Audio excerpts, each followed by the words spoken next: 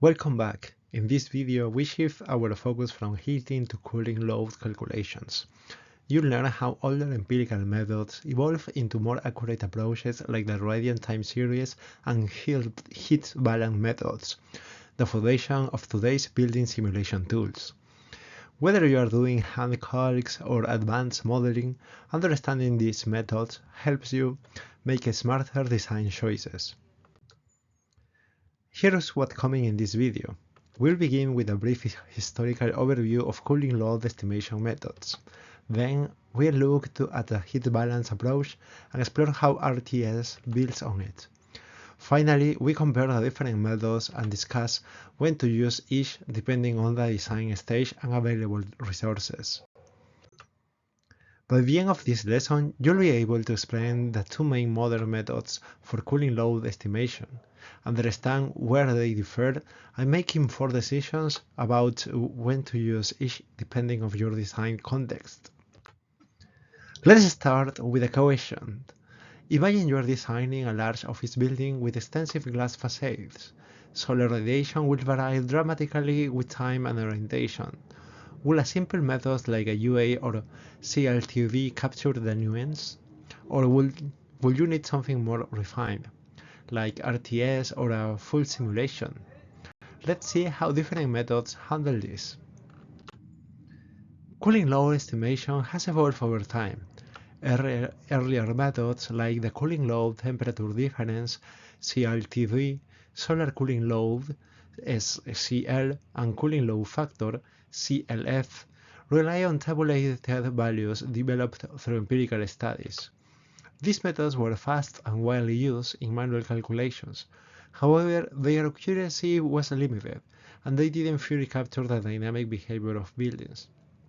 Today, they are largely replaced by more advanced methods such as the heat balance method and the radiant time series method, which are based on physical principles and enable hourly cooling profiles. The heat balance method is the most rigorous approach to cooling load estimation. It uses the fundamental principle of energy conservation by balancing all energy entering and leaving a surface or zone. It accounts for conduction through walls, convection to room air, radiant exchange among surfaces, and thermal storage in building mass. This method enables precise tracking of how internal and external loads evolve over time, making it ideal for simulation-based tools like Energy Plus or DOE2.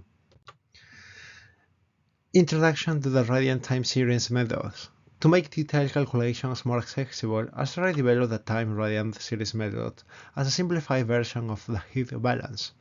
It separates radiant and convecting gains and applies a set of response factors to distribute radiant gains over several hours. This allows users to account for thermal mass effects and delay peak loads without full dynamic simulation. RTS is suitable for spreadsheet implementation and strikes a good balance between accuracy and practicality. Choosing the right method depends on your project's phase and the level of detail required. For example, Q equal UA delta T is sufficient for quick heating load estimates. CLG, SCL, CLF methods are simple but outdated. RTS offers a practical middle ground, good accuracy with moderate complexity. The heat balance method delivers the highest precision but typically requires software tools.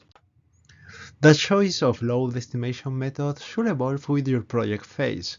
During early design, use simplified methods to compare alternatives quickly. As the design matures, you can move to more detailed models like RTS or software tools to capture the building's real behavior. By final design, simulations are essential to ensure accuracy, code compliance, and optimal performance. To wrap up, remember this. Cooling load methods range from very simple to highly detailed. RTS and heat balance capture time varying behaviors and solar effects better than older empirical approaches. Match the method to the level of detail you have and the decisions you need to make.